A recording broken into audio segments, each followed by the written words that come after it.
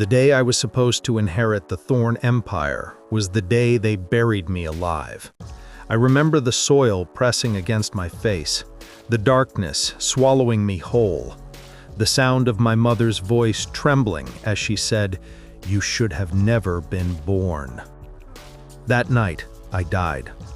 And yet, fate is cruel, and the dead don't always stay that way. I awoke in a hospital morgue, wrapped in a body bag, with the scent of antiseptic and rot clawing at my throat. I clawed my way out, not from a grave, but from the lie that had been my life. The Thorns had found out I wasn't their biological son. The DNA test was all it took. Suddenly, 23 years of loyalty, love, and sacrifice meant nothing. The moment Darren returned, their real child, I was discarded like a defective prototype. Even Elena, my fiancée since childhood, had bowed her head to Darren. 1 week after my death, she married him. But I didn't come back for her. I came back for everything. I returned under a new name, Adam Rain. Nobody recognized me. Not with the surgery, not with the scars, and not with the man who now stood behind me at every step. Victor Rain, CEO of the Rain conglomerate, my true father. He had searched for me for over 2 decades, never knowing I was stolen from his arms at birth. The moment he saw me, he dropped to his knees. "My son, my only son, they told me you were dead." He promised me one thing: if you want the world, I'll hand it to you on a plate of gold. If you want revenge, I'll sharpen the blade myself. I didn't want gold. I wanted blood. The Thorn family was celebrating Darren's coronation as the new CEO. Every elite in the city was in attendance: journalists, investors, socialites. And that's when Victor and I walked in. The entire room froze. Darren was at the podium delivering a speech about family loyalty and the bond of blood. I waited until the final applause died.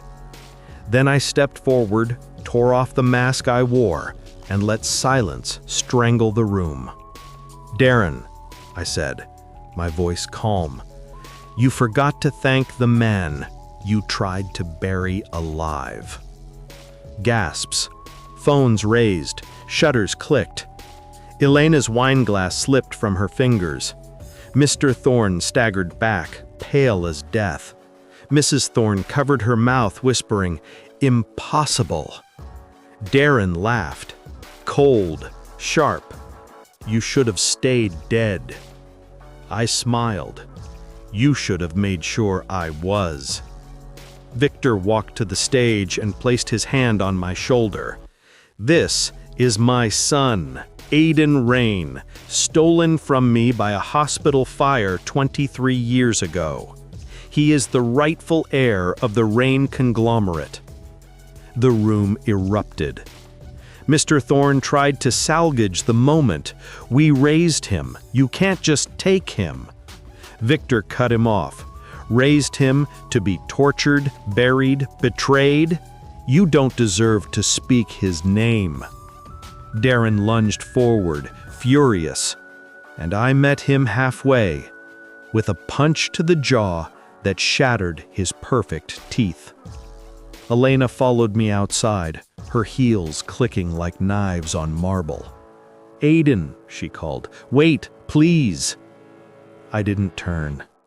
She reached out and grabbed my sleeve. "I thought you were dead.